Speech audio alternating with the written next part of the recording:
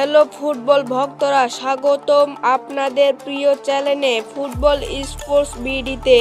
আজকের ভিডিওতে আমরা বলবো ব্রাজিলের সুপারস্টার নেইমারকে নিয়ে। সবচেয়ে বড় প্রশ্ন হলো, নেইমার কি ব্রাজিল প্রথম ম্যাচে খেলতে পারবেন?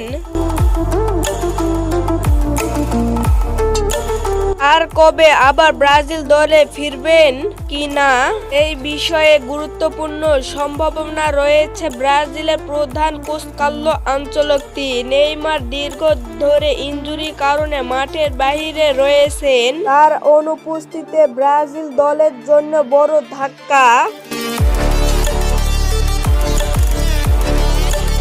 নেইমার শুধু একজন খেলোয়াড় নয়, তিনি দলের অন্যতম প্রধান নেতা এবং ম্যাচের উইঙ্গার। তাই ব্রাজিল সমর্থকরা অধীর আগ্রহে অপেক্ষা করছেন তার ফেরার জন্য।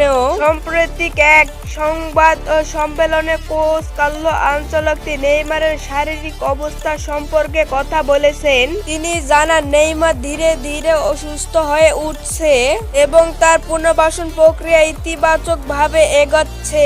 তবে তাড়াহুড়া করে তাকে মাঠে নামানোর কোনো পরিকল্পনা নেই।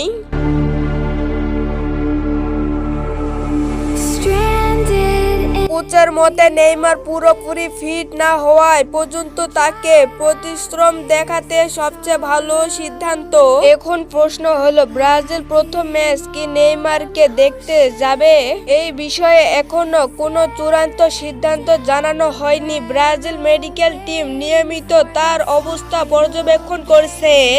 যদি তিনি সম্পূর্ণ ফিটনেস ফিরে পান, তাহলে প্রথম ম্যাচে তাকে দেখানো যেতে পারে। অন্যথায় কিছুটা সময় অপেক্ষা করতে হবে।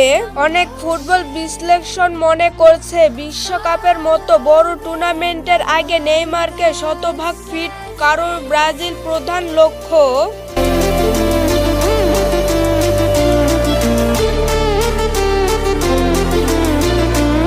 কারণ একটি পুরো টুর্নামেন্টের অবস্থা নেইমারকে ব্রাজিলের জন্য অনেক বেশি গুরুত্বপূর্ণ।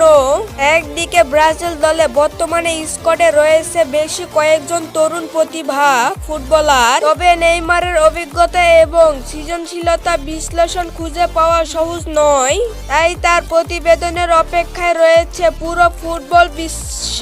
আপনাদের কি মনে হয়, নেইমার কি ব্রাজিলের প্রথম ম্যাচে খেলতে পারবেন নাকি তার আরো কিছুদিন অপেক্ষা করতে হবে? আর আপনাদের মতামত অবশ্যই কমেন্ট করে জানাবেন। ধন্যবাদ। আসসালামু আলাইকুম। আর নতুন নতুন ভিডিও পাওয়ার জন্য অবশ্যই চ্যানেলটা সাবস্ক্রাইব করবেন। ধন্যবাদ।